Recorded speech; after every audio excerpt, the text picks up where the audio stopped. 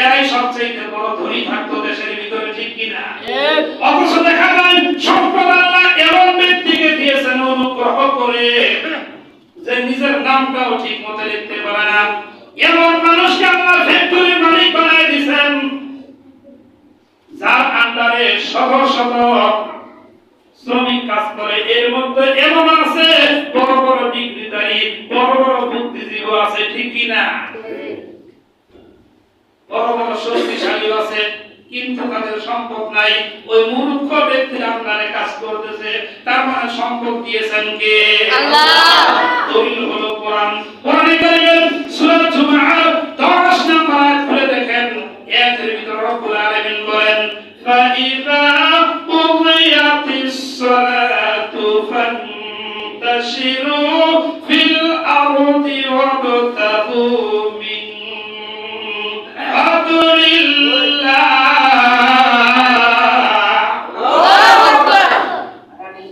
এ দুনিয়ার ঈমানদারেরা, তোমরা নামাজ পড়বে, নামাজের পর রিজিকের সন্ধানে, তার মানে আমার অনুগ্রহ সন্ধানে ছড়িয়ে পড়ো। তার মানে তুমি যখন রিজিকের সন্ধানে ছড়িয়ে পড়বে, আল্লাহ বলতে পারতেন তুমি কামাই রোজগার করার জন্য ছড়িয়ে পড়ো, কিন্তু আল্লাহ বললেন আমার অনুগ্রহ সন্ধানে ছড়িয়ে পড়ো। তার মানে তুমি যে কামাই রোজগার করবে, এটা হলো আমার অনুগ্রহ। আমি যদি তোমাকে অনুগ্রহ করি, তাহলে তুমি কামাই করতে পারবে, তুমি সম্পদ অর্জন করতে পারবে। আর আমি যদি না দেই, কোনোদিনই সম্ভব হবে না।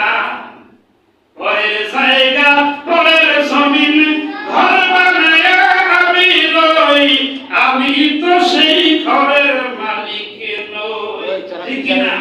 পরের জায়গা, পরের জমিন, ঘর বানায় আমি রই, আমি তো সেই ঘরের মালিক নই।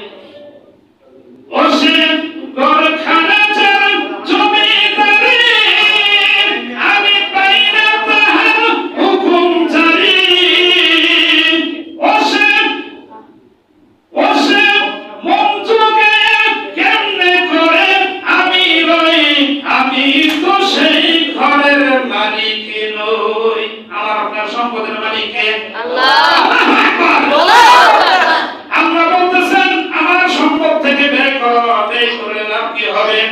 কোরআনে কারীমের সূরা বাকারা 286 নম্বর আয়াত আল্লাহ বলতেছেন, ইয়ামহাকুল্লাহুর রিবা ওয়া ইউরবিস সাদাকাত।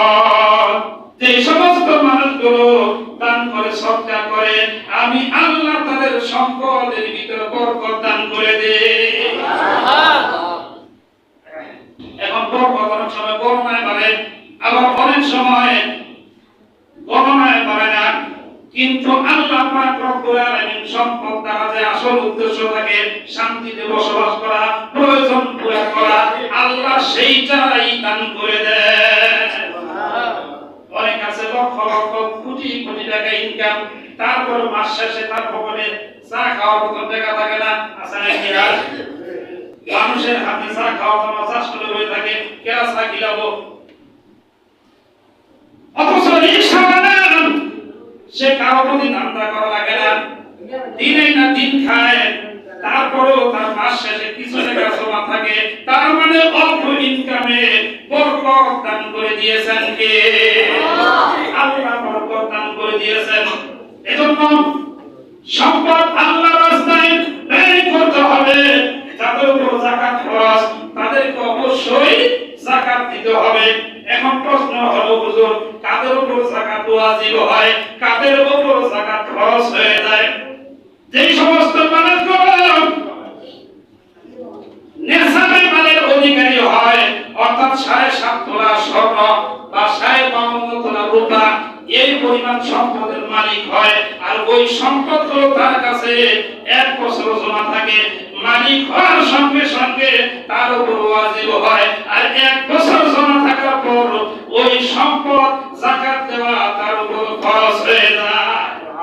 বলে কতটুকু সম্পদ যাকাত দেওয়া ফরজ?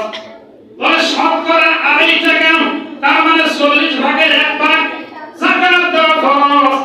অথচ আমরা এটাকে জুলুম মনে করি না। আপনি যখন যাকাত দিবেন পবিত্র হবে, সম্পদের হক আদায় হবে। এই সম্পদ আল্লাহ আপনার জন্য নাজাতের কারণ বানায় দিবেন।